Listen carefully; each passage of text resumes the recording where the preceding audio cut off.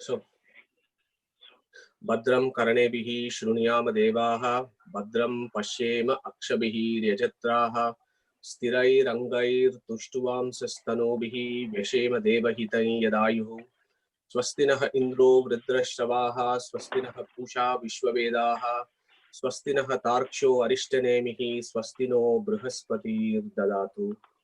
Yo antah pravishya mama vacha imam prashuptam sanjeevayati akila shaktidara swadamna anyamscha hasta charana shravatvagadin prana namo bhagavate purushaye tubhyam lasatu shrimad ananda tirtendrno hridambare yadvachaschan swanta santapam vikrantati padavakya pramana jnan pranamya shirasa gurun vyakarishye yata bodham vishnu tattva vinirnayam. So good evening to everyone.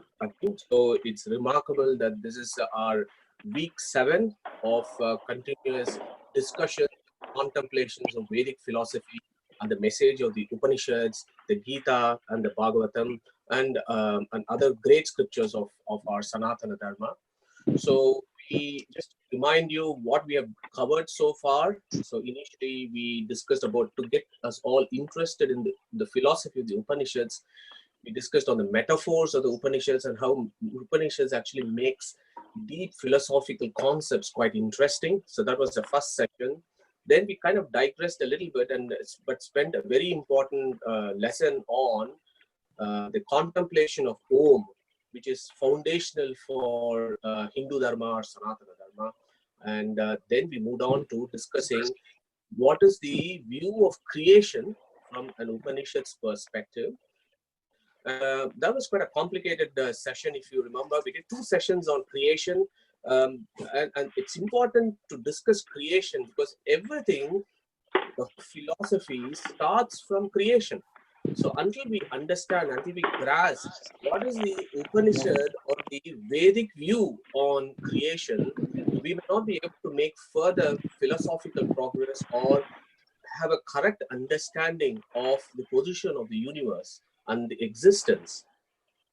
So we spent 2 sessions discussing creation, and then when we talk about creation, then we started thinking about the jivas. Okay, so this particular slide that Abhijit has kindly put on basically summarizes all that we have discussed so far, which sets the scene as to how we now move on to a very interesting, this is a very interesting aspect of the Upanishads that's going to come next. So the constitutional position. So we discussed this quite some time and quite several times. What are the 3 components of all of existence? There is nothing outside this. This is all what existence is all about. The first one is Brahman, Jivas, and matter. Deva, Jna, Agnya. God, Chetana, Jada. So these are the 3 principal components of all of existence. And this early concepts comes from the Shvetashvatara Upanishad, which then evolves in further Upanishads. In Mundaka Upanishad, again, this particular figure, I bring it up every time when we have a discussion because we need to get this in our mind. This needs to be firmed up in our consciousness as to what is the relationship between these 3 entities. So we discussed about this very famous verse in Mundaka Upanishad. And this is a key verse because it not only comes in Mundaka Upanishad, it also comes in Rig Veda, it also comes in Atharvana Veda, it comes in so many other places. So the Vedic seers have seen these mantras in their deep contemplation, which essentially means that this mantra is foundational for Vedic philosophy. So let's just recite this again. It goes like this: Dva Suparna, Sayuja Sakaya, Samana Vriksham Parishashva Jate, Tayor Anyaha Pipalam Swadvati, Anashnan Anyaha. So what that means is there are 2 birds in this tree. The tree is the material world or this body. And there are 2 birds. One is the Jiva bird and the other one is the Brahman bird, the God. And the Jiva bird has currently faced himself towards the tree, which is the material world, and is eating all these fruits, thinking it is very sweet, but actually it's very bitter, and it is going through suffering in this world. So this is the constitutional position as it exists in samsara at this point of time. So just going back, so we said there are three entities. Now, the three entities, it so happens, and we discussed this in the previous two classes, is all these three entities are eternal. They were never created. They're never going to perish. They've always been there all the time. These three entities. Yeah. God, he's called Ajaha because he's uncreated.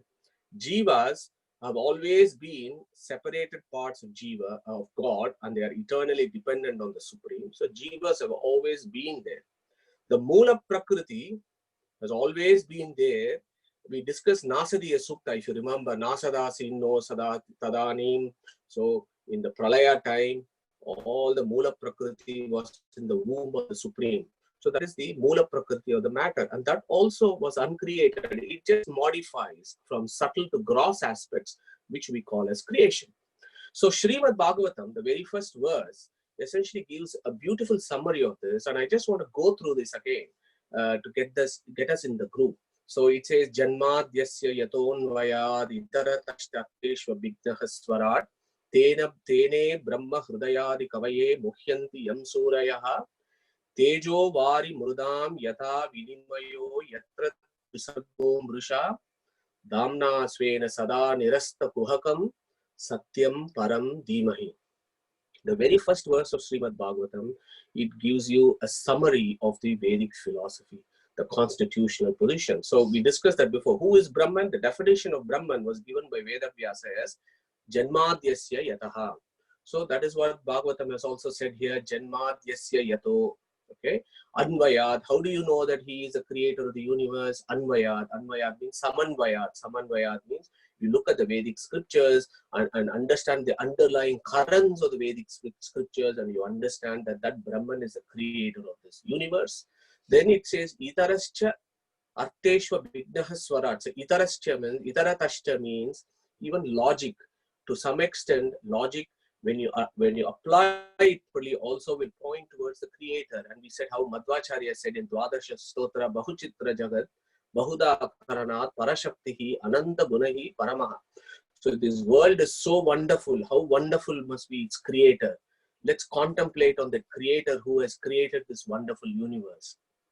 So the first line gives you a summary of that. Now I want to skip to the second line due to lack of time, but move to the third line where it says Tejo Vari Murdam Yata Vinimayo Yatra Trisargo Mrusha. So there is a word Sarga there. And remember, we discussed around in creation time, Sarga and Agre. Sarge and Agre. Agre means before creation. Sarge means during creation, after creation. So here it says three sargaha. Three sargaha means three types of creation. So in three, what are those three types of creation? So if you look at the equation there above, Brahman, Jiva and matter. If you look at that equation, all these three entities have a type of creation during the duration of the cosmos. They have some type of creation. What is that? The first one is Tejaha. Tejaha means it's a type of creation that Brahman himself has, which is he comes down in various avatars. He comes down in his various avatars in the universe. So that is one type of creation specific to the Supreme. Then you have Vari with water and other elements. So it is Jiva's creation. How does Jiva's creation happens? Jiva's creation is it gets attached to a pindanda or a material body, and then the Jiva comes into creation. So the creation for Jiva essentially means, yes, Jiva is uncreated, but its creation in the philosophical sense mean that he has a body that is attached to him. Okay, so that is the type of creation for Jivas. And for matter, the creation is Mruda. Mruda means as how a mud is created, how a pot is created from mud. It is a modification, or vikara as it's called, or it's a transformation of a pre-existing material substance that becomes the pot. So these are the three types of creations that happens, and these are eternally, these are happening. There is never a point that Brahman has not come down in this universe in his various avatars. There is never a point that Jivas have not come down in the universe to do their samsara. And there was never a point where primordial creation was being mixed up to bring about the material world. Okay, so now moving on to the next slide, Abhijit. So now let's develop this concept further and remind ourselves. So we have the Brahman, the bird, the parrot, which is the Brahman, and then there is the Jiva, and then there is the Prakriti. So now the philosophy goes a little bit higher. So we call the Jiva as the Bhokta. Bhokta is he who is the enjoyer.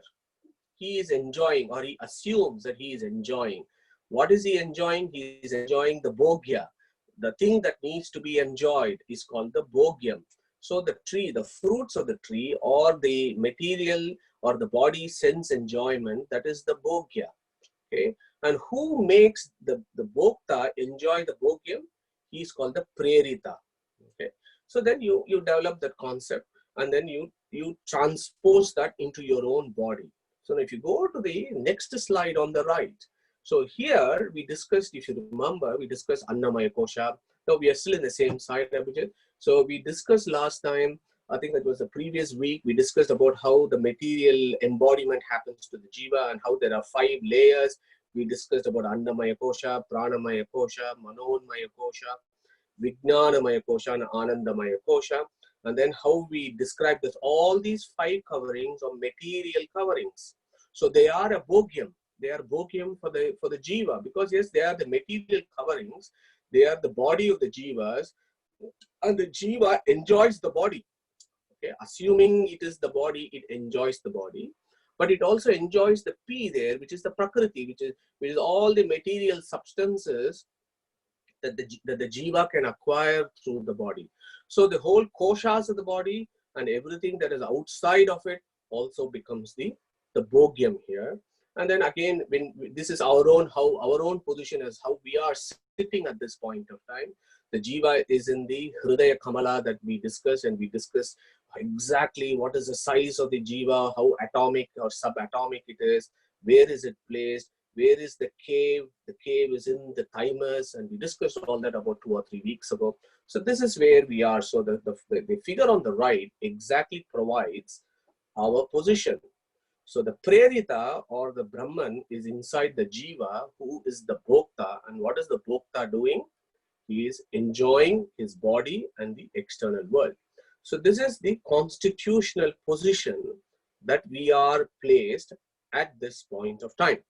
So moving on to the next slide, please. So now the question that is key, and again extremely important for us to understand, why is all this philosophizing, and why is all these sadhanas, and why is all these bhajans and sankirtans and everything else needs to happen? The reason being, the Vedic philosophers feel that our constitutional position of us having face towards the material world is primarily because of ignorance. Okay? Ignorance is the primary reason as to why we are stuck in bondage, as to why we are in samsara. Now, we discussed again in Srimad Bhagavatam, 3rd canto, we looked at the stages of creation, and just before this talk, we had a very brief discussion, Deval and others, about the stages of creation. And I want to remind you again, so you had the first 5 stages of creation where the Brahmanda, the primordial soup for Brahmanda was made available. So that is the 24 tattvas were created from stage 1 to stage 5. Okay. In stage 6, we said the stage 6 is a very important stage of creation. And the verse in Bhagavatam is very clear. It says, Shashtastu tamasaha sargaha. Yeah. So the 6th stage, tamas. Tamas means ignorance. Ignorance was created in the 6th stage of creation. Before the pindanda, before the bodies and everything was created, ignorance was created. Now, how did that ignorance come about? Now, again, we discussed the course of creation was first Lakshmi and Vishnu, then Chaturmukha Brahma, then Chaturmukha Brahma did various other things. So when Chaturmukha Brahma was doing creation, then even without his knowledge, the verse says, ignorance was created by who? Prabhoho, it says. Abuddhi kritaha prabhoho. Prabhu there means the supreme controller, who is the Lord Vishnu, Narayana, or Brahman, or Krishna, or whatever you want to call him. So he creates, he brings about, when I say creation, it means he brings about ignorance into existence, okay, in the sixth stage. So ignorance is a key component during creation, because the subsequent stages, the stage 7, stage 8, and stage 9, is how the various living species are created. So once the Brahmanda is created, then the Pindanda, which is the bodies, come about, starting from primordial species of life to the most evolved. So we seem to think ourselves as most evolved humans. And the philosophy there also is the evolution of species is from the most ignorant to the least ignorant. So that is where the evolution of species is in Vedic philosophy. That the amount of ignorance goes in trees and plants, the ignorance is high. In humans, it comes down. So again, I introduced this concept last time as to the creation or the coming about of ignorance in this universe. Now, move to the right side. Now, the next question that we should be asking ourselves is, okay, fine, ignorance was created. Okay, who has ignorance? Okay, does Brahman have ignorance? Does Jiva has ignorance? Is there ignorance between Jiva and Brahman? Is there ignorance between Jiva and the material world? So we need to start thinking about where exactly is this ignorance placed that has led to this samsara or bondage. So that is the next level of philosophical question that we need to ask. Now, coming back to that word ignorance, and the reason why as I said before, ignorance is a key Vedic philosophical concept. And not surprisingly, there are many Sanskrit words that actually tell you about ignorance. There are various synonyms for ignorance. I'll just list a few. I've underlined a few that you might be familiar with. Ajnana, we all know that. Mudata, Kala. Kala is also an important word for ignorance. The reason Kala is an important word is in Prashna Upanishad, the sixth question is, Pipala the Rishi gets asked by the student, what is Kala? What are the coverings of the Jiva? What are the various levels of ignorance of the Jiva? And then he talks about what is called the Shodasha Kalaha. There are 15 instances the ignorance of the Jivas, and the 16th one is the Jiva, 17th is Lakshmi, and 18th is Brahman. And we discussed that about 4 or 5 weeks ago. Moha, that also means ignorance. Ajnana Bandhana, Avidya, Abuddhi, Tamas. Note the word Tamas. Tamas means so many things. There is one meaning for Tamas is ignorance. And that is exactly what the sixth stage of creation of Bhagavatam is. As I said, Shashtastu Tamasaha. So that means that Tamas is ignorance. Okay. Andha blindness, that is also darkness. So that is also ignorance. Avidyamaya. So there are so many words in Sanskrit that denotes ignorance. So watch out for these words, because when an Upanishad or in the Bhagavad Gita, for example, when these words come around, then you can refer back. Look at Muni's dictionary. So that's a very good online Sanskrit dictionary for you to refer the meanings of Sanskrit words. Yeah. So now coming back to the slide, so we understood that ignorance is key concept in Vedic philosophy. And now we are asking the question, who has ignorance? This is a very important question for us in Vedantic philosophy. Why? So let me go to the next slide. So Abhijit, if you want to move on to the next slide. Yeah, so this slide is a little bit crowded, but hopefully I will be able to explain some complex philosophical concepts. Yeah. So the avidya or ajnana or ignorance is an important problem in Vedic philosophy. Now, I put some signpostings here. So when you talk about ignorance, you need to ask, what is ignorance? Who has brought this ignorance? How does this ignorance operate? Where is the ignorance? When does the ignorance come into being? And why does the ignorance come into being? So these are the 6 key questions that we need to ask when you talk about ignorance. Now, the Vedantic philosophies have diversified. They have diverse views on this. Yeah. Now, this becomes important because, as we discussed before, philosophy is the determination of things as they are in themselves. This is called Tattva Nirnaya. Now, for such philosophy, we should always base our philosophy on experience. philosophy should be based on experience. Any philosophy that goes against experience is no philosophy, and any philosophy that does not take experience into consideration is just dry intellectual speculation. So any philosophy that goes with experience makes sense to us as human beings. Yeah. So this becomes a key problem. So now philosophizing or doing Shastra Vichara. So let me put it in Sanskrit parlance, Shastra Vichara. So if I have to do Shastra Vichara, then the Vedantic acharyas have defined some rules as to what is worthy of Shastra Vichara.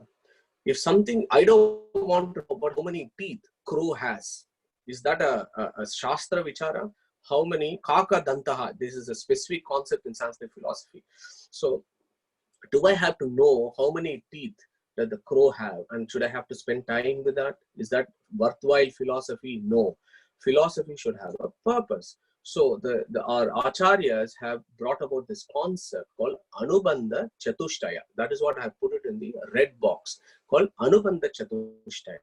Anubandha Chatushtaya means, Chatushtaya as you mean is 4. So for any proper Shastra Vichara, 4 criterias have to be met.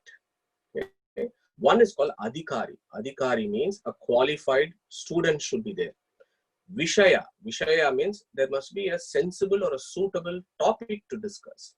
Then Prayojana. Prayojana means there must be some use by doing that discussion. And then the relationship between these 3 is Sambandha. So all these 4 should be there for any Shastra Vichara. Let me take a colloquial example. If I want to do medicine and I have to become a doctor, then first I have to get extremely good marks in my A levels. Yeah. So when I've got good marks, then I become the Adhikari. I'm a qualified student. Vishaya. So Vishaya is to study medicine over 4.5 years. I have to study medicine, I have to study anatomy, physiology, etc.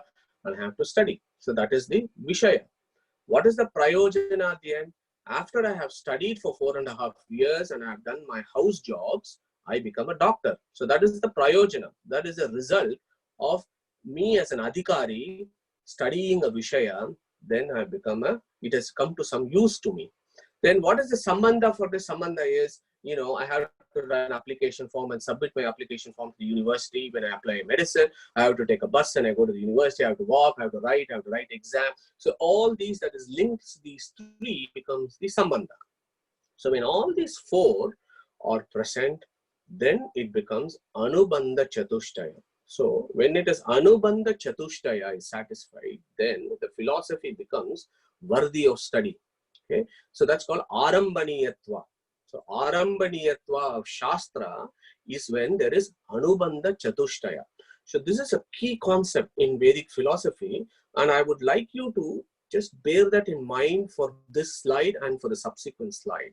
Adhikari should be there, a Vishaya should be there, Prayojana should be there, and a Sambandha should be there. Okay, so this becomes relevant to our discussion of ignorance.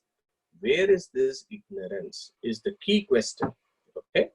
Now, let us take what the monastic school of philosophy, classically Advaita, what is Advaita's view on who has ignorance. Okay. So the Advaita's view, this is a very basic definition, but you can do your reading, or maybe later we can talk about this in subsequent classes.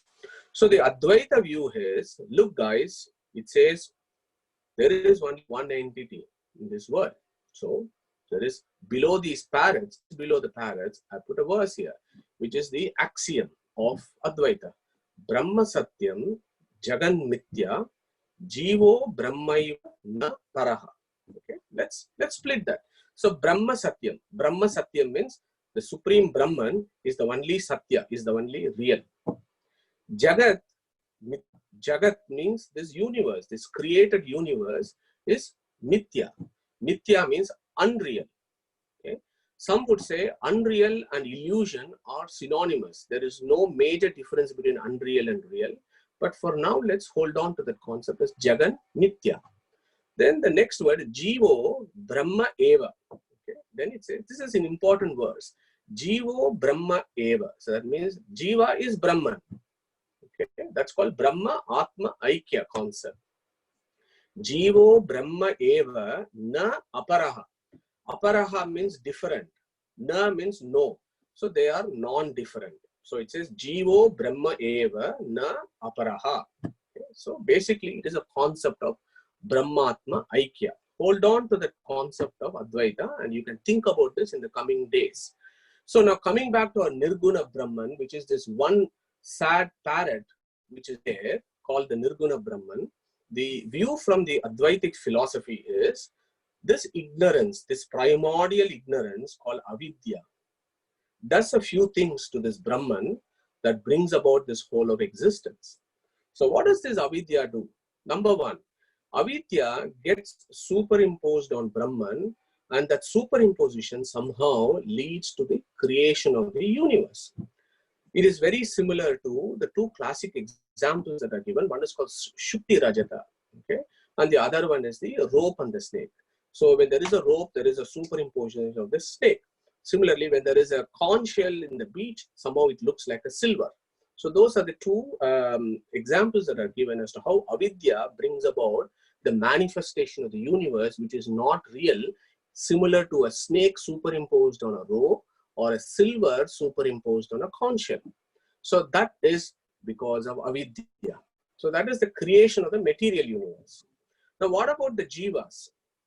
Now again, what is supposed to happen is this Nirguna Brahman again has a type of avidya. So in Advaita, avidya has got various names. It's called Maya, it is called Ajnana, it's called avidya, but essentially it's also called Upadhi.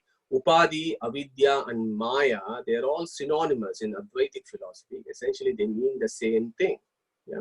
So but they somehow seem to have different functions. So avidya makes the unreal universe, whereas the same ignorance of the avidya, when superimposed on Nirguna Brahman, becomes what is called as a Saguna Brahman.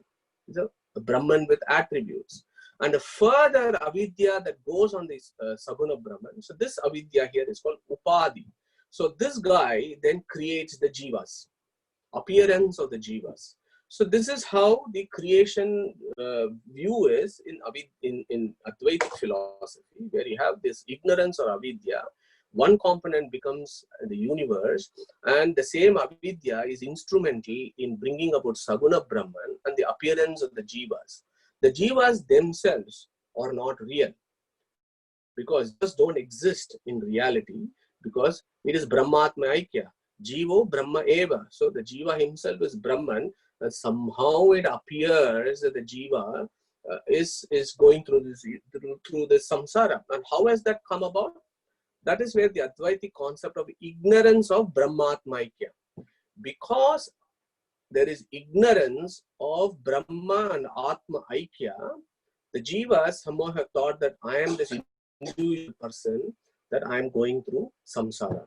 Once you get the knowledge of Brahmatma Aikya, then everything else dissolves. Very similar to when I see the snake on the rope, but when I go closer and investigate, there is no snake there, there is only the rope, then the knowledge of the snake disappears and the knowledge of the rope appears. Similarly, with philosophical inquiry, and once we understand Brahmatma Aikya, then the ignorance of Jiva Brahma Veda goes away and Brahmatma Aikya comes around, and then you realize you are that supreme consciousness. So this is a core essence of Advaitic philosophy.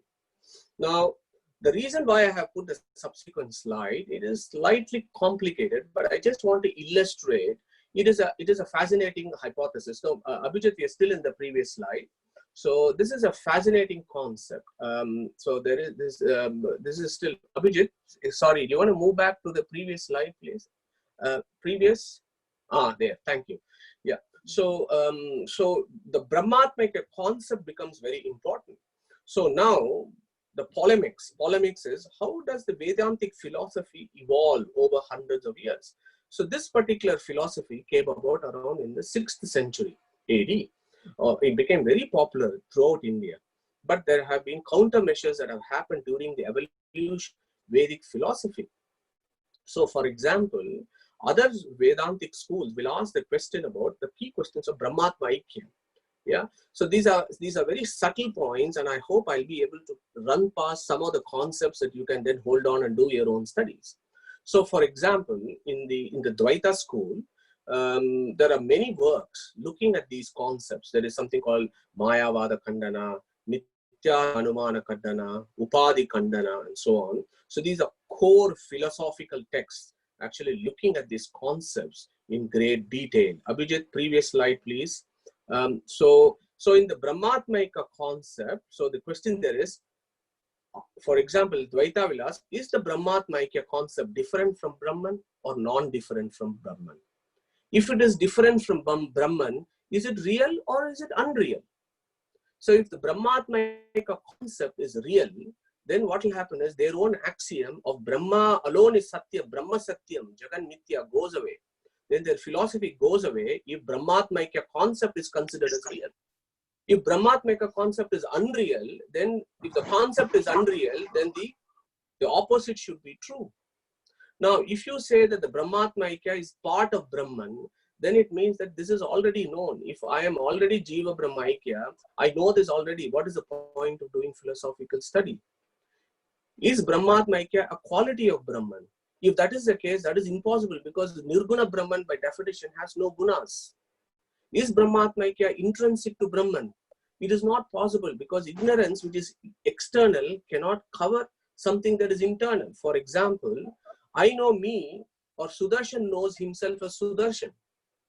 Just because he closes his eyes, then does he become unaware of his existence? Or just because he switches off the light in his room, does he become unaware of his existence? Or just because he closes the door, he becomes unaware of his existence? Or if he locks his house so that nobody can come and see him, does he become unaware of himself? No, because all the coverings that I've told you so far are external. They are not internal. So if Brahmatmaikya is intrinsic to Brahman, no amount of jnana can actually cover it. So this is, I'm just want to illustrate some interesting philosophical concepts.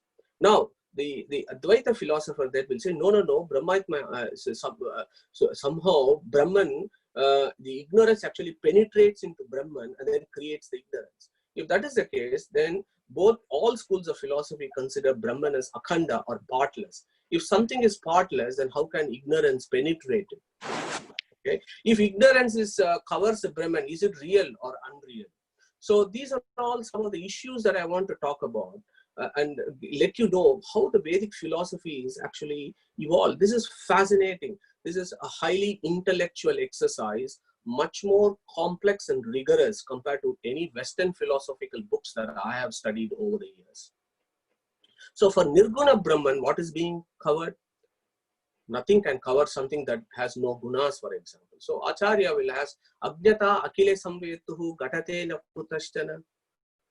That is another problem. If Abhyata akile samvetuhu means somebody who knows everything, Sarvajna, somebody who knows everything, how can ignorance cover something that is all knowing?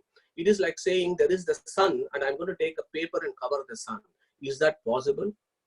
Mundaka Upanishad says, yes, Sarvajnaha Sarvavid, Jnanamayam Tapaha. So it celebrates this Brahman as Sarvajnaha. He knows everything. Taittiriya Upanishad says, Satyam Jnanam Anantam Brahma. He is Jnanam. He is knowledge embodiment.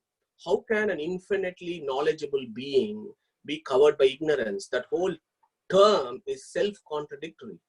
Either you accept your Brahman is not Sarvajna, or we should not be praying Brahman, we should pray Avidya because he is so powerful that he can actually cover Brahman. So these are all the concepts that come about. So how can ignorance cover the all-knowing Brahman? So something for us to think about, but my aim here was not to be critical of an Advaita viewpoint, but my aim here is to illustrate how the philosophical inquiry actually evolves and how in the Indian Vedantic system things have evolved. Philosophy of the Vedanta did not stop at the 6th century. It evolved with Ramanuja in the 11th century. and matured further with the philosophy of Madhvacharya. So I really need to stress this point. Some people out there think Vedantic philosophy stops at the 6th century with Sankaracharya. But please read the philosophical works of Ramanuja and Madhva.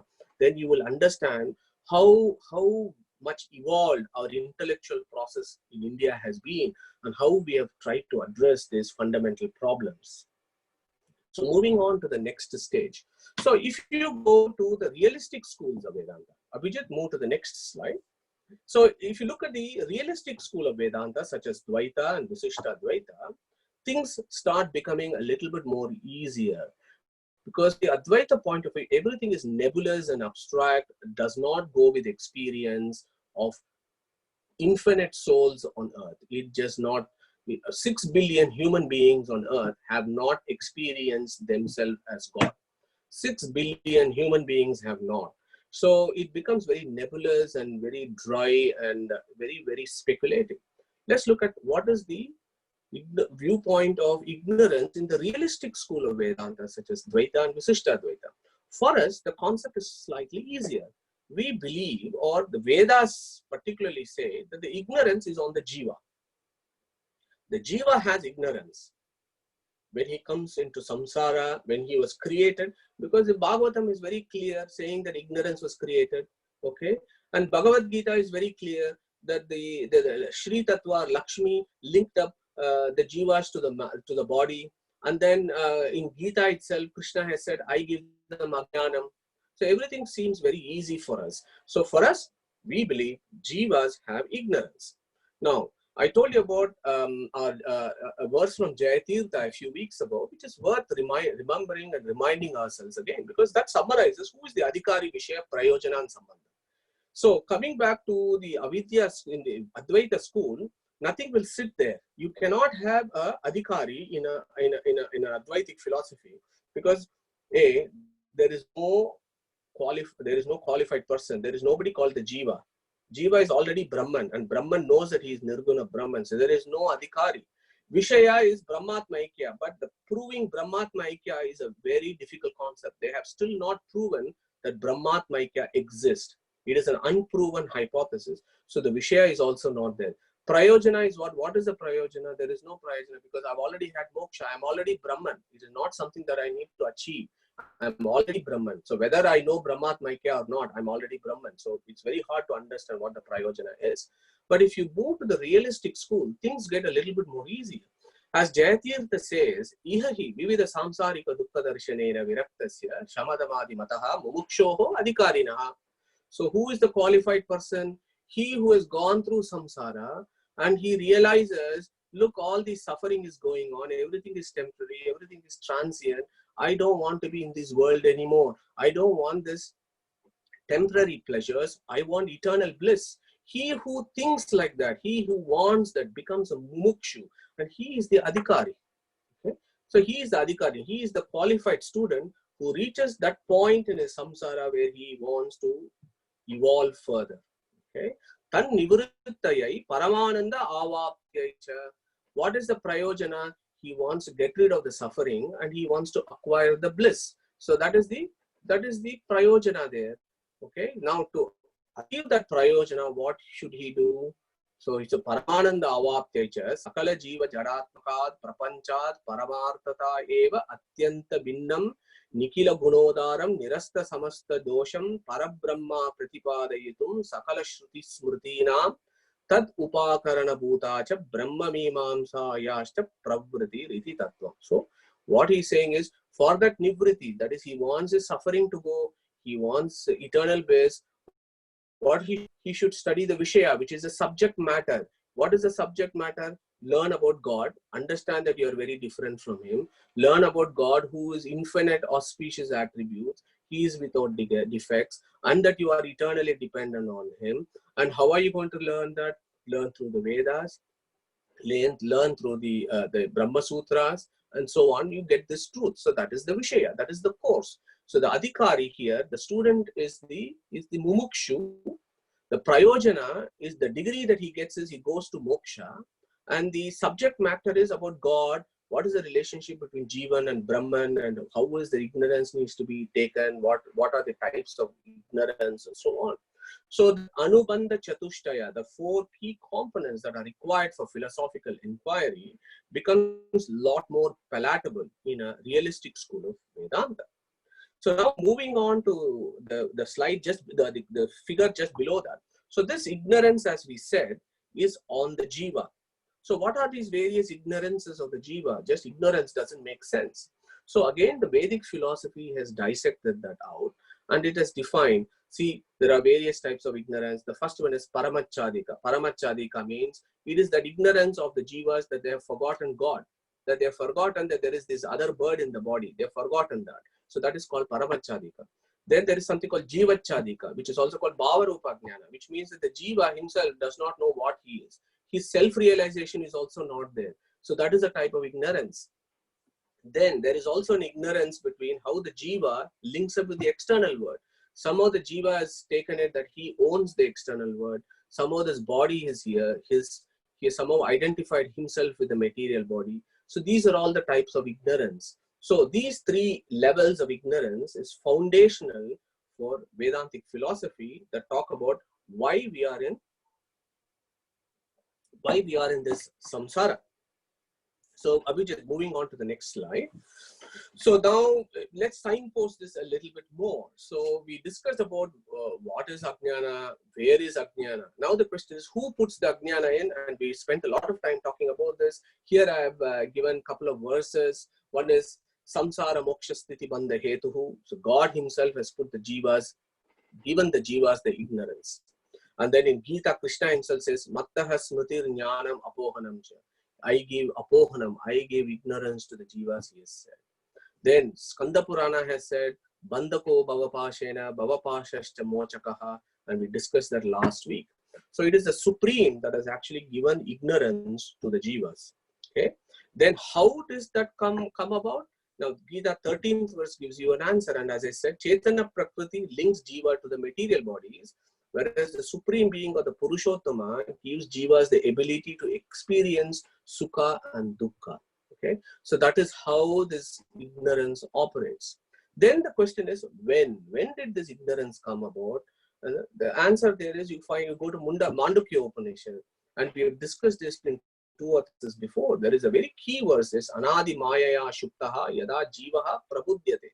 So Anadi Mayaya. So there, if you look at this verse in one angle, that Maya there becomes ignorance. So Anadi Maya. So that ignorance has been there eternally. It's been there all along. Even before creation, when jivas were in the primordial soup along with Prakriti in the womb of the Supreme, even at that point they had this ignorance in an unmanifested form. So it has been always there with the jivas. Anadi Maya. Okay. And then the next question is why? This is an important question that I think one of our friends asked this 2 or 3 weeks ago. So why bother with this ignorance? Why should the ignorance be? Now the answer to that again is Mandukya Upanishad. It says, again, yes, correct. Anadi Mayaya Shuktaha, which means that there Mayaya means Bhagavad Ichcha, God's will. Yeah. Again, we discussed 3-4 weeks ago, Maya has got 7 different meanings in Sanskrit, not just illusion. Illusion is the last meaning in Sanskrit. Maya has got so many other meanings. The key ones tend to be Prachurya and then Bhagavad Ichcha. So when you look at why, Anadi Mayaya, because it's God's will. And in Sanskrit, this is called Satya Sankalpa. Yeah? It is his eternal will that it should be so. It is and the philosophy there is, it is a necessary step in spiritual evolution, an ordeal to pass through for everyone. Souls should fulfill themselves only in this way and in no other way. If I have to be a doctor, I have to have eligibility. I have to go through 4.5 years of training. I have to get my degree. I have to find a job. There is no other way around it. I just cannot be a doctor by not doing any of this.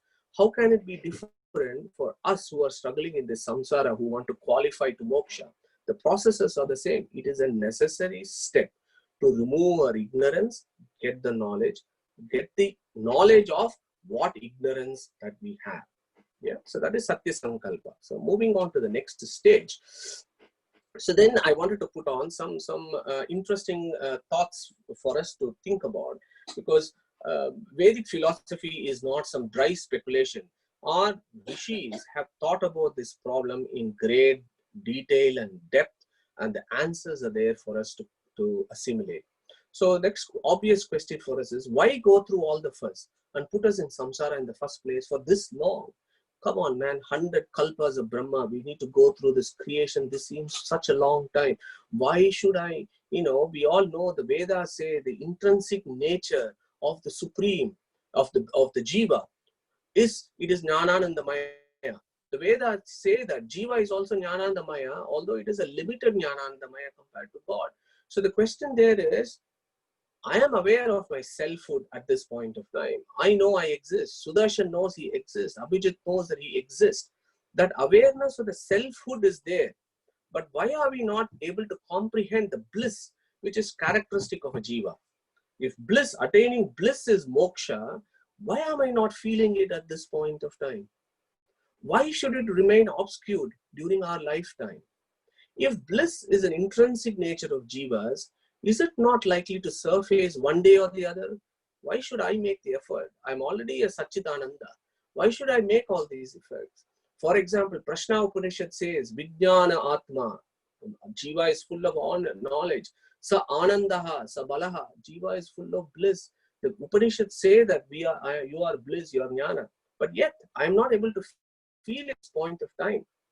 I seem to have darkness all around me. There is ignorance all around me, and I'm suffering. I'm going through pain. There is no eternal pleasure in me, although this is an intrinsic nature of mine.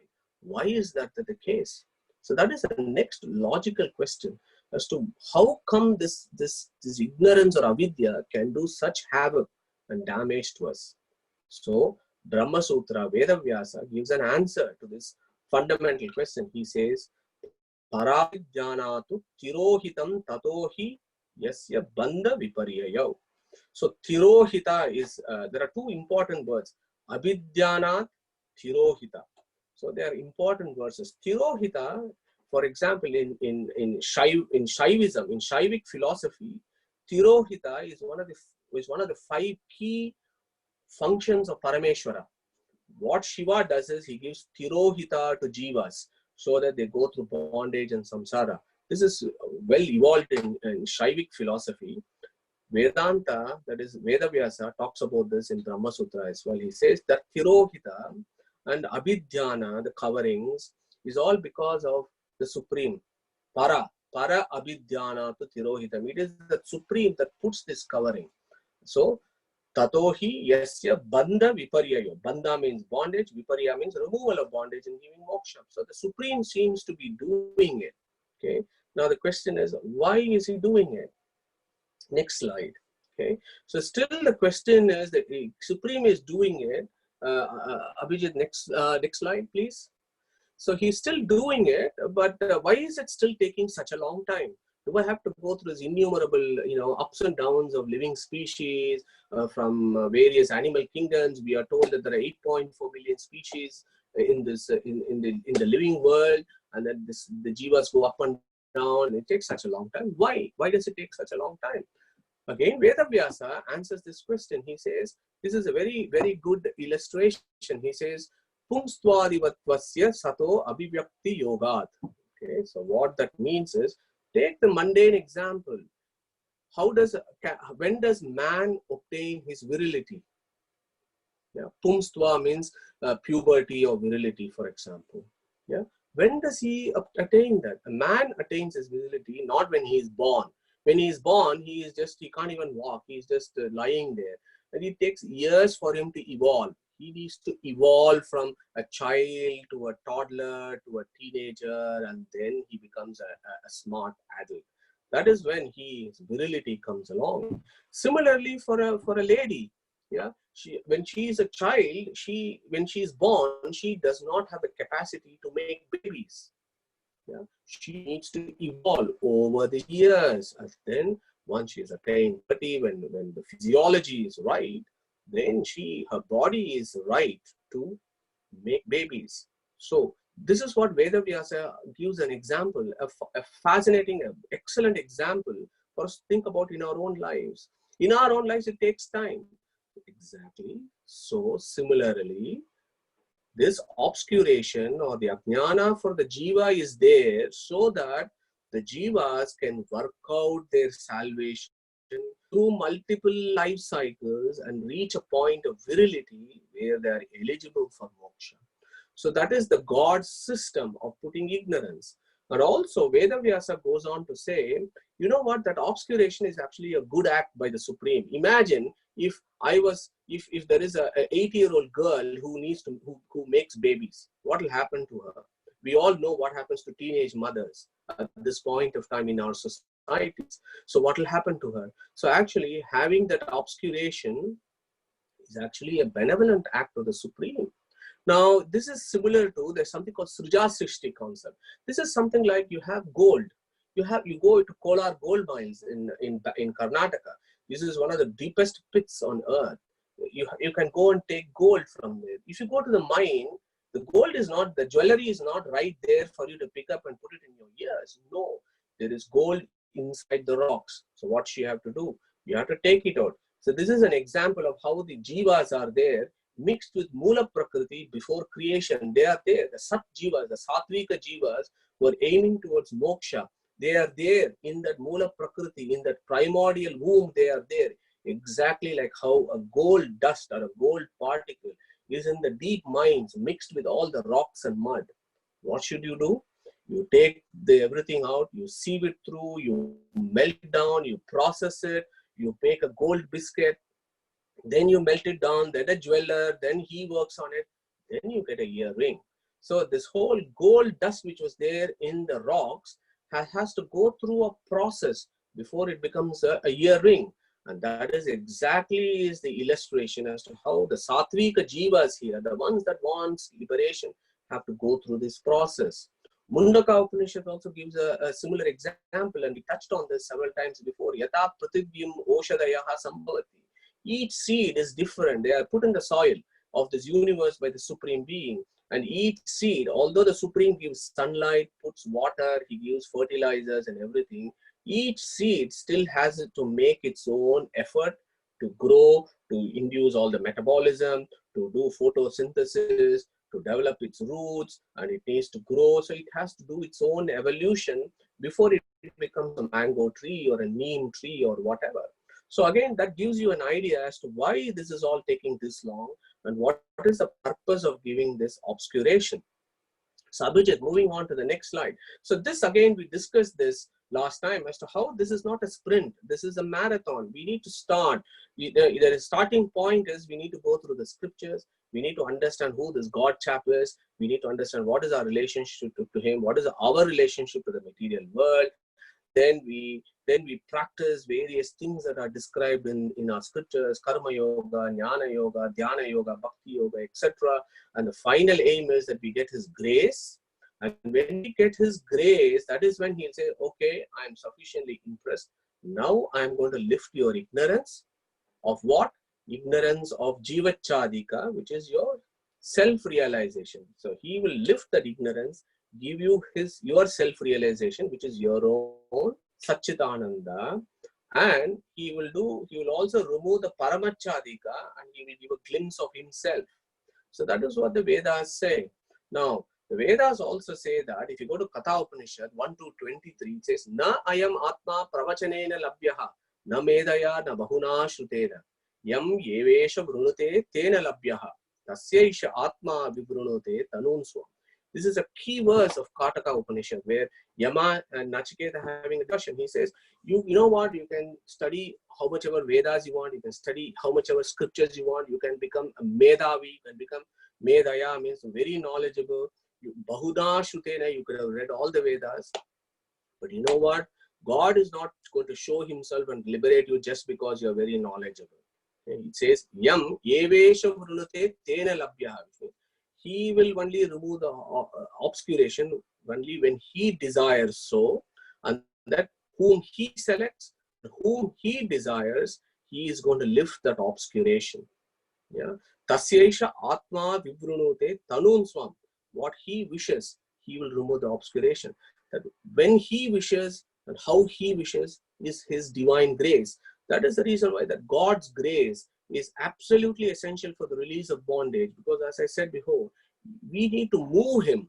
He needs to be influenced. He needs to be said, please give us a, he needs to be recommended. He said, please remove this obscuration for this jivas. Okay, but is that hard or is it easy?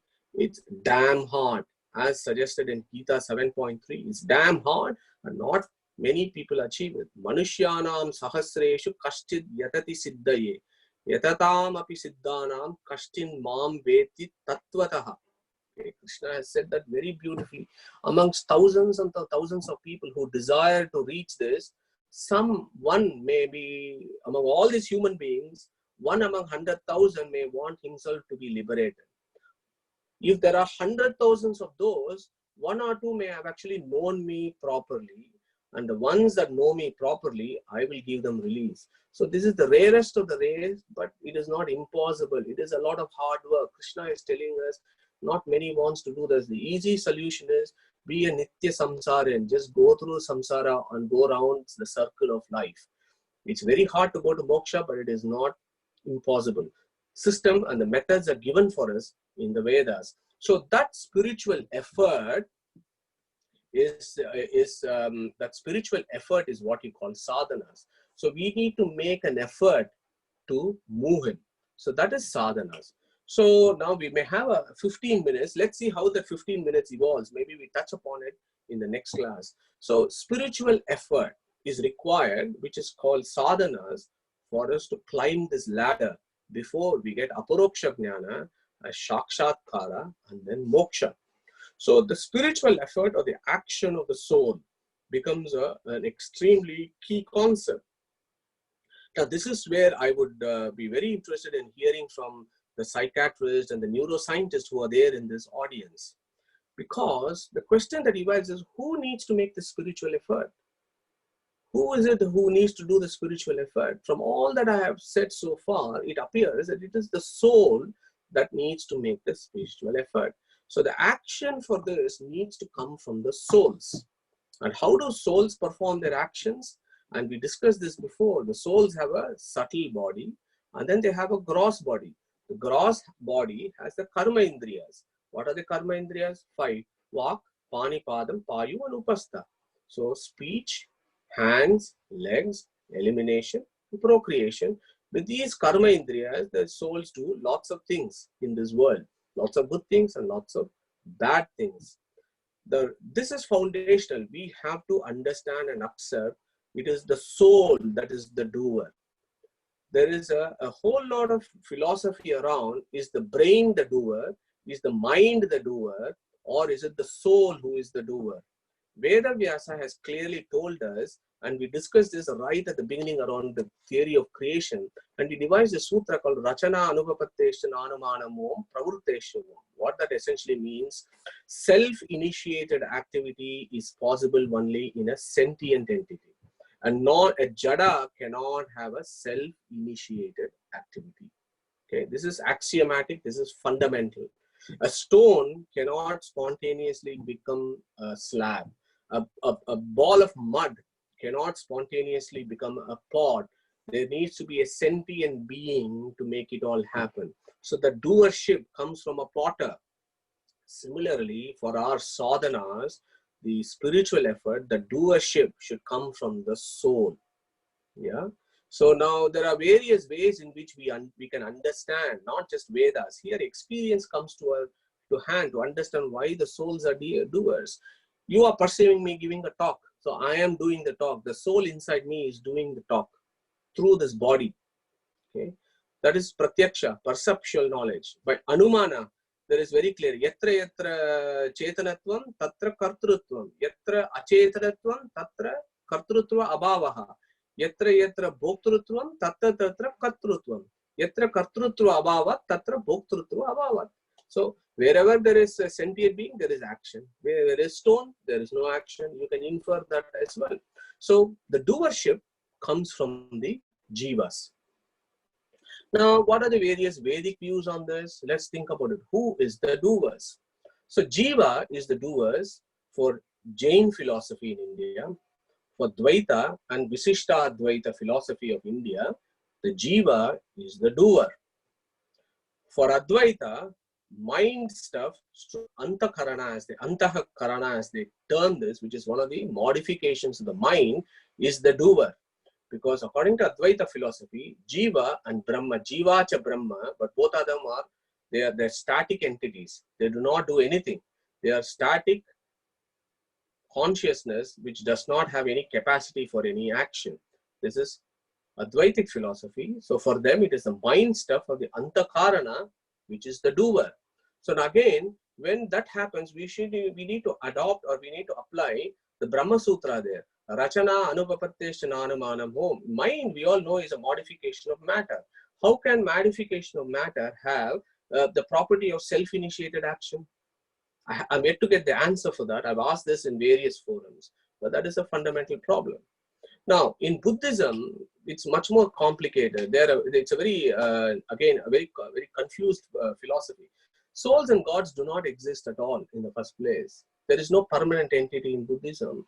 Actions are momentary, and it happens through what's called the skandhas. So it's very difficult to understand who does the actions, but the Buddhistic approach is very similar to Advaita or on Antakarana, or the modifications of the mind stuff.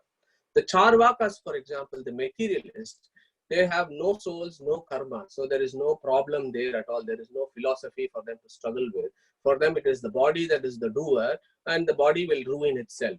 Okay. So that is the view of the Charvaka school of philosophy, or the modern day materialists.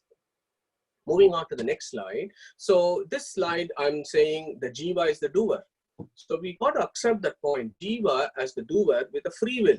Jiva has a free will to do stuff. How does the Jiva work? We discussed that there is a subtle body, there is a gross body. Now, what are the various types of actions that the Jiva does? Through the subtle body, it thinks. The thought process in the mind and the intellect and so on, these are all actions. They are still doership. That is also a part of doership.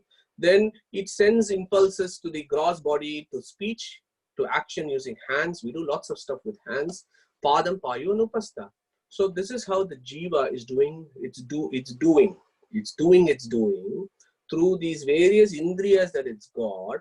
And the action is not just hands and legs. Your speech is also a form of doership, and your thought is also a bit of a doership. Okay.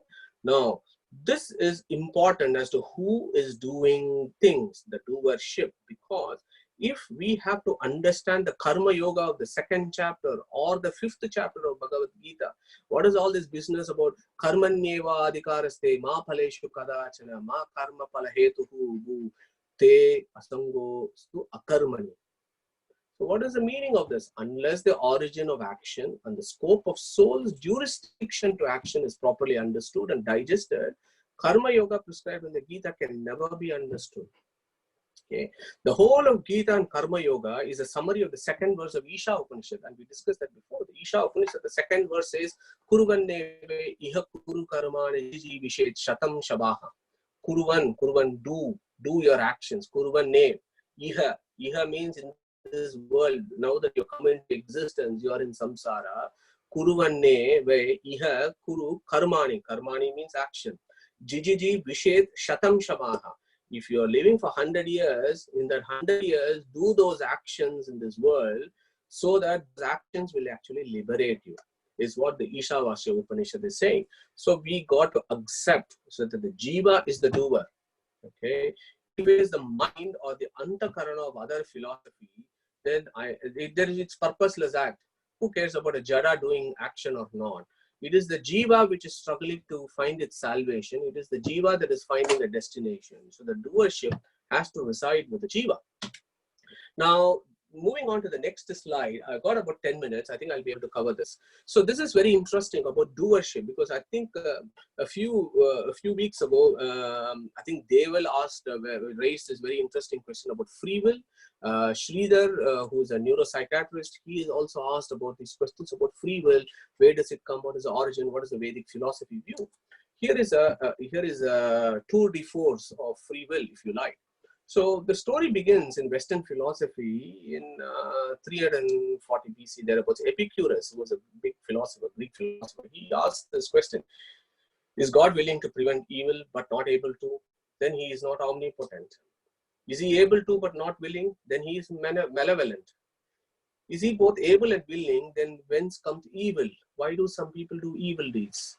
Is he neither able nor willing? Then why call him God?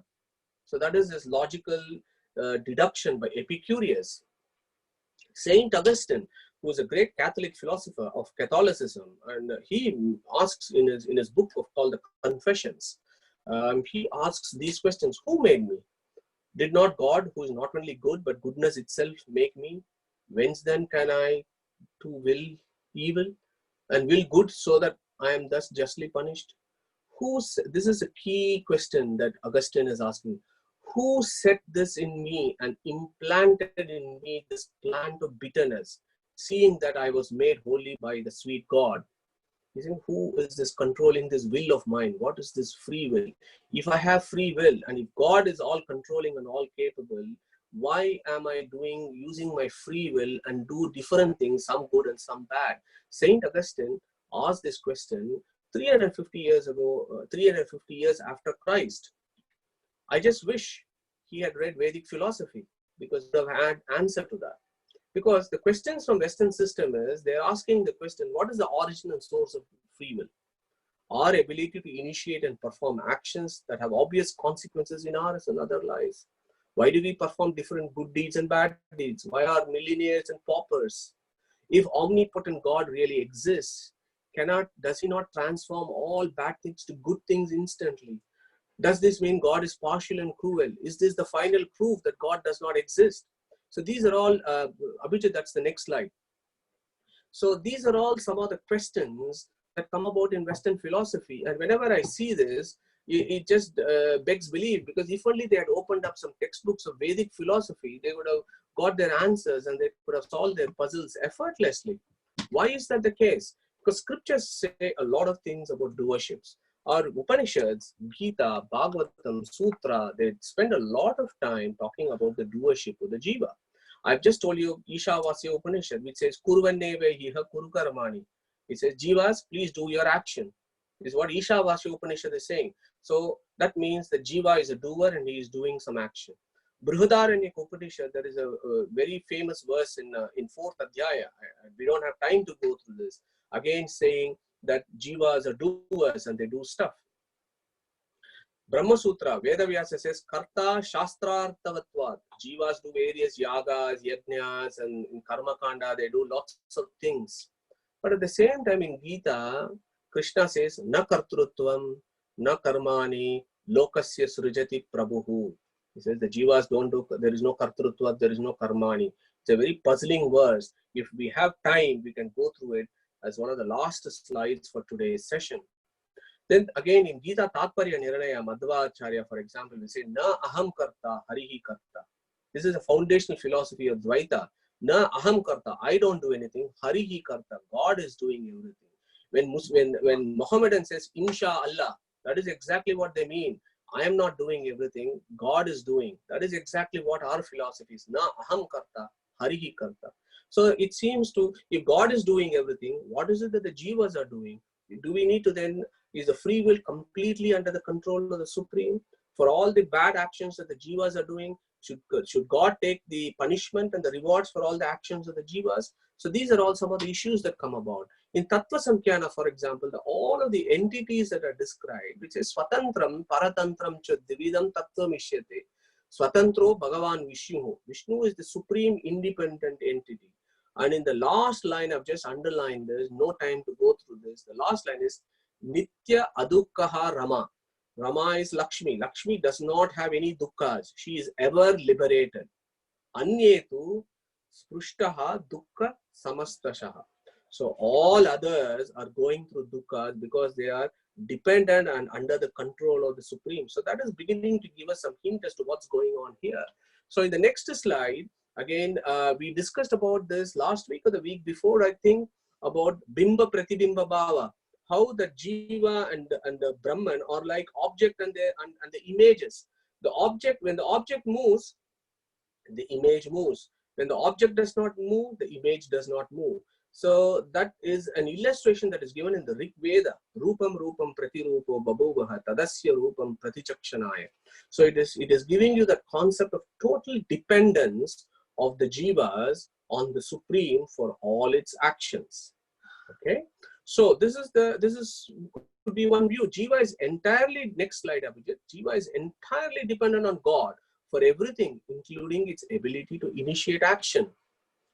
Moving on to the next slide, but then how can we give doership to the jivas?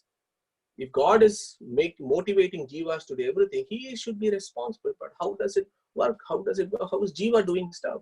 Veda Vyasa gives us an example. Yatacha taksho ubayata. So that means even 5,000 years ago, there were carpenters. That we infer. In Dwapara Yuga, end of Dwapara Yuga, there are lots of carpenters around. So Veda Vyasa says, Yatacha taksha ubayata. Taksha means carpenter. So a carpenter is in his house and somebody comes and gives him an instruction, can you make a chair? So the person who gives him money says, please make a chair. So the carpenter makes the chair. So in that sense, the carpenter is a doer because he is making the chair. But he is doing because somebody has told him to make a chair. Okay? So there are two concepts for doership. One is he is doing because somebody has asked him to do it. So that gives you an idea of dependent doership or a dependent free will. If we had independent free will, and there are some philosophies that talk about jivas have independent free will. If that was the case, then I would ask them, if that was the case, I would ask them, have you ever experienced in your world, has 6 billion human beings experienced that they are independent doers and they have free will for which they have total control? No, because I can't even make a cake properly. I can't even bake a biscuit properly. If my free will is so independent and good, I should be able to accomplish everything, but I can't. What I will does not happen. Yeah. Yes, where there is a will, there is a way. But at the same time, we all know man proposes, God disposes. So there are lots of uncertainties in our lives. If we have free will, we should be able to accomplish everything, but we don't in our daily experience. So that gives us an idea about the doerships of the jiva. Yes, jivas are doers.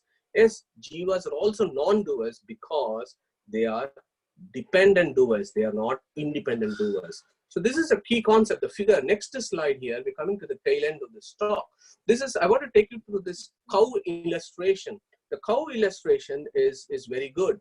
Here you have the udder, the milk comes from the udder, the cow gives the milk, and the milkman is milking the cow. So in all these three examples, the udder is also doing that function of giving the milk. The cow is also doing the function of giving the milk, and the milkman is also doing the function of the milk. So in this illustration, the milkman is the supreme being and the cow is the jiva. Although the jiva is capable, the milkman makes the cow give the milk. Yeah. So that is an example. Another example here from our mundane experience is the school. Okay. There are 100 kids in this classroom. Each kid has a capacity to read and write an exam well. But not all kids perform the same. Different kids write the exam differently and get different grades, although the teacher is still the same and he has given them the same tuition, he has given them the same syllabus. So that is how the jivas are. Based on their own capacities, they are able to act out their will. They are able to act out their dependent will so that they are doers, they are dependent doers, so that then they progress towards their sadhanas. Then they make their spiritual efforts. Each jiva does different types of spiritual efforts based on their capacities to achieve their emancipation. Okay. So now the reason why I have gone on for an hour and 10 minutes or so talking about this is, unless we understand, moving on to the next slide, Abhijit. So unless we understand who is the doer, why are we doing it, who is controlling the doership, how we are dependent doers, then we can approach the concept of karma. Yeah. So karma, what is karma? Karma is an action whose effect is experienced as a future consequence. Now, eradication of karma is a prerequisite for liberation, and we have discussed this on so many occasions. The only way of getting out of the cycle of birth and death is to eradicate karma. So we discussed about how the karmic imprints happen in Linga Sharira. Maybe in the next class, we can explore these concepts further. How the eradication of karma will finally stop your cycles. Then we stand a chance of liberation. But to eradicate the karma, first we need to know what is the origin, what is action, what is the origin of action. Once you know this, now you know how you can eliminate karmic imprints that your jiva can get. So what I would suggest is perhaps maybe next week we can explore this concept of karma, nishkama karma, as comes in Gita and Vedic philosophy, and tie it up with jnana, why you should have the knowledge of right karma. Because there is a final statement called jnanottara karma. So if you're doing karma, you need to have knowledge behind this. Jnanottara karma is the starting point for making a philosophical journey. Okay, so I'll stop there, and perhaps maybe time to ask and take some questions and discussions. Thank you, Abhijit, for organizing the slides. Thank you. Yeah, thanks, Madhu. I think we have been a wonderful lecture again. We have time for questions. I think Sridhar is already sent, because he's got issues with his audio. He has sent me a question, very interesting question. If soul is the doer and not the mind or the brain, what happens in someone with severe mental illness or dementia, where the mind and brain are affected and they cannot function? Okay, so now, so one was dementia. What was the other one? Severe mental illness. Severe mental illness and dementia. Okay, so that's an interesting question, Sridhar. I think the answer to that is we discussed doership at various levels. So doership at the level of thinking, doership at the level of speech, and doership at the level of actions with your hands, legs, etc. Okay, so if somebody has mental illness, they are still doing their doership. They're still thinking, their mind is still thinking. Okay, somehow the mind is thinking upon the influence of the soul, but why is that mind thinking in an abnormal way and having a mental illness? So that is a basic question that I can't answer this. You probably will have an answer there. But the Vedic philosophy there is, this particular soul currently in this body is going through these because of various karmas that it has done in the previous life, and that it has come to this situation. Okay, so the mental illness is still, there is some activity of the mind that is going on. Although it is abnormal, there is an activity of the mind that is going on, and behind that there is a soul which is experiencing all these sufferings and perceiving all these abnormal activities of the brain. Yeah, so even in a mental illness person, or even in a person who is comatose, say for example you are given general anesthesia and this person is completely cut off from the external world, still there is action. Krishna says, na Shanamapi Kartrum Jatum. I need to remind you of that verse. It says nobody is incapable of not doing any action at any point of time. Everybody is doing action all the time. However small, however minute, the actions are still going on. It is just you and me, we are outside. We are not able to perceive what action is going on in that person with dementia and mental illness. I hope I've given you an answer. Sridhar, you have to respond by text to say whether you are happy with the answer. Anybody else with the questions, please?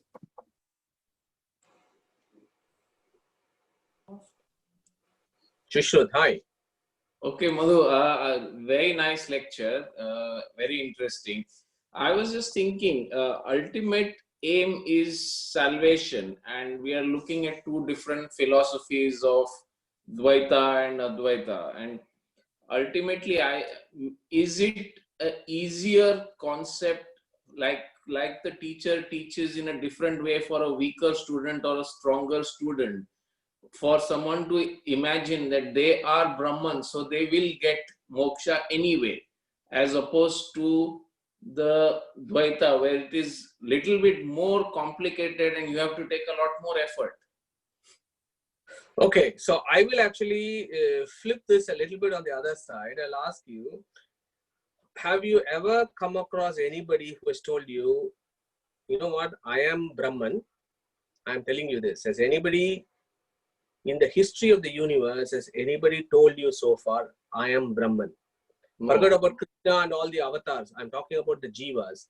Has anybody told us that we are Brahman? 6 billion jivas who are there, have they told you they are Brahman? Okay, what I'm trying to get at here is, we all can have different hypotheses.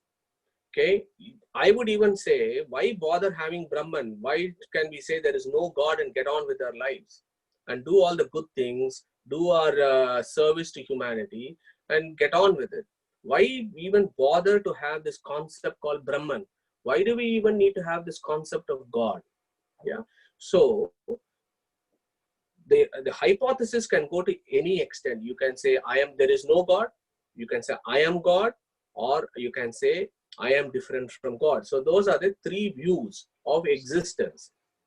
The key here is, you are very much allowed to have whatever view you want. And that is one of the beauties of Vedantic philosophy or Vedic religion. Vedic philosophy is the most democratic philosophy on earth. Anybody can have any viewpoints with regards to the truth. There is no enforcement of this is what you need to believe. If you don't believe this, you go to Naraka or you go to Swarga. We don't have those kind of enforcement. This is a true democratic philosophy. So anybody is free to practice what they want. Number two. Third point. So you come with a hypothesis. So this is an issue around a head and a hat. So you have a head and you have a hat. Hat is of a particular size. Okay. Now, for the head to fit into the hat, what certain philosophies have done is they've started shaving down the head, mold the head as much as possible so that the head fits into this hat. The hat is the hypothesis and the head is the Vedic scriptures. So how do you fit the Vedic scriptures with a preconceived hypothesis? You start shaving the head as much as possible, make the head as small as possible and try and fit it into the head. This is, some philosophies have done that, okay, to prove their hypothesis that such evidence exists in the Vedas. So what I'm getting at in the fourth point is, whatever hypothesis may be there, you have your hypothesis. The key there is, what do the Vedas say? Okay, so we discussed last time, so Vedas are the supreme source of scriptures for us to understand fundamental truths. So now the question is, none of us have seen the Jivas, none of us have seen the Brahman. So we have to go to the Vedas and ask that question. So the problem there is, nowhere in the Vedas it says, I am God. Okay, now to take your word Brahman, okay, you said Brahman, okay. The Brahman in Sanskrit has got so many meanings. First, as you said, is Brahman is God. Okay, fine. That is called Parama Mahat Brahman. Okay. Then Brahman can also mean the Jivas. Okay. What does the word Brahman mean? Brahman means Brihat. That which is big is called Brahman. Okay. Now that has got, you can apply that word in various contexts.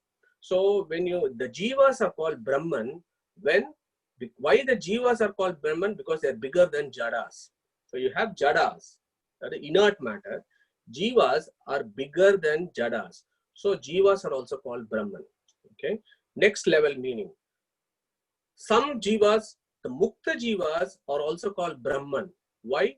Because they have attained moksha and they are bigger than the Jivas in samsara. So they are also called Brahman. Okay. Third level. Chaturmukha Brahma. Why is Chaturmukha Brahma called Brahma? Have we thought about it? Why Chaturmukha Brahma is called Brahma? Because he is the highest among all Jivas. He is called Jivottama. He is the highest among Jivas and he's got 4 heads. 4 heads means that he is well versed in the 4 Vedas, etc. Okay. So Chaturmukha Brahma also is called Brahma because he is the highest among Jivas. Lakshmi is also called Brahma because she is higher than all the Jivas because she is always emancipated. Okay.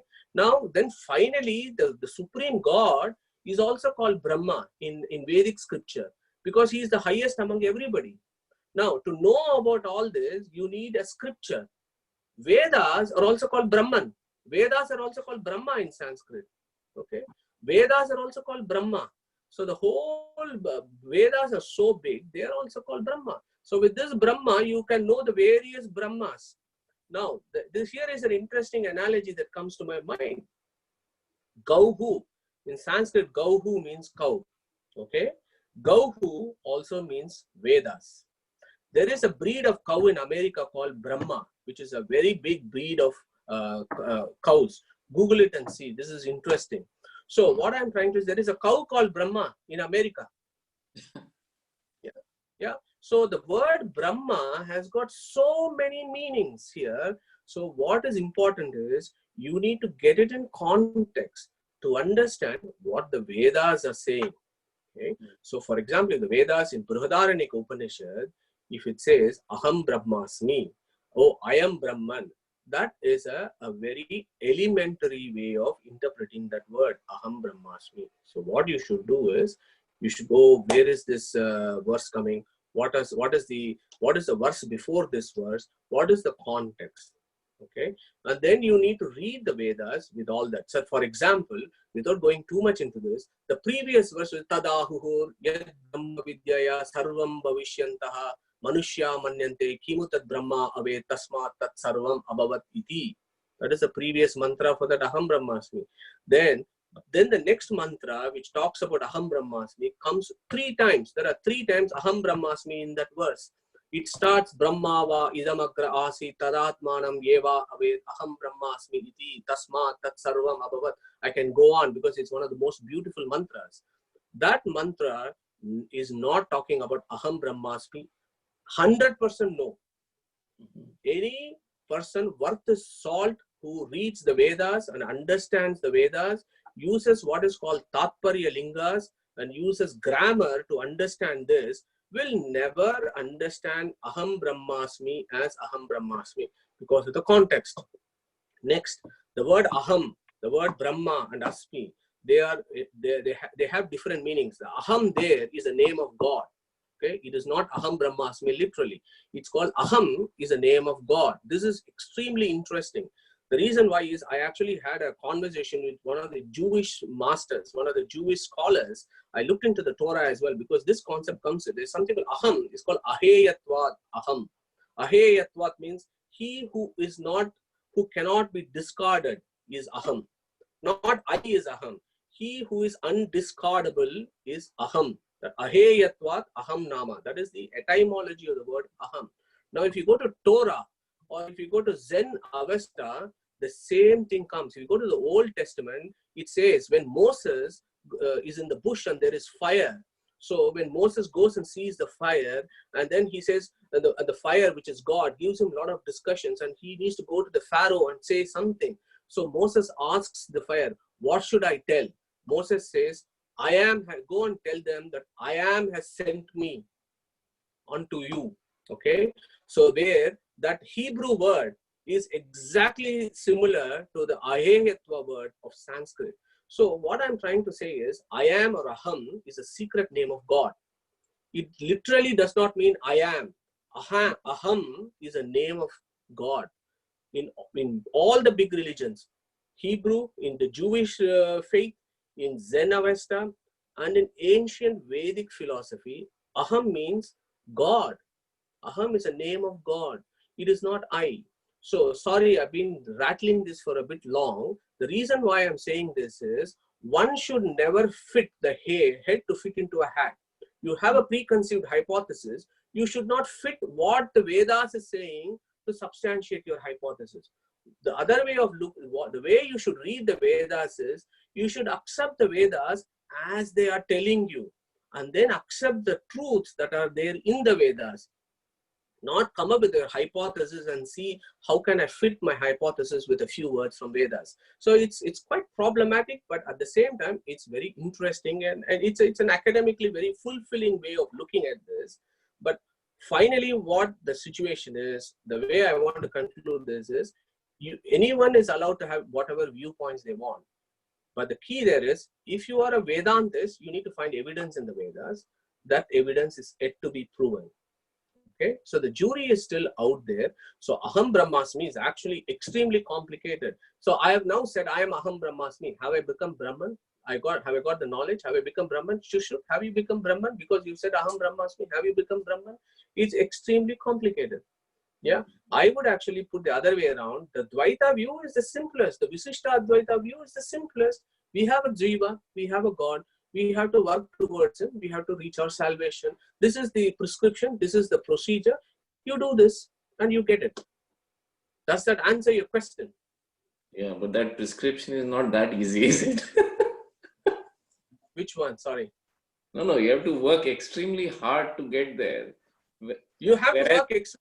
That is why Krishna has said among 100,000 people who are interested, hundreds of people, one may be interested. Among those, one may want to do this. So I think we have to, if Shushrut is an orthopedic surgeon, and I am not an orthopedic surgeon because you work very hard to get there. So there is nothing that is not unachievable.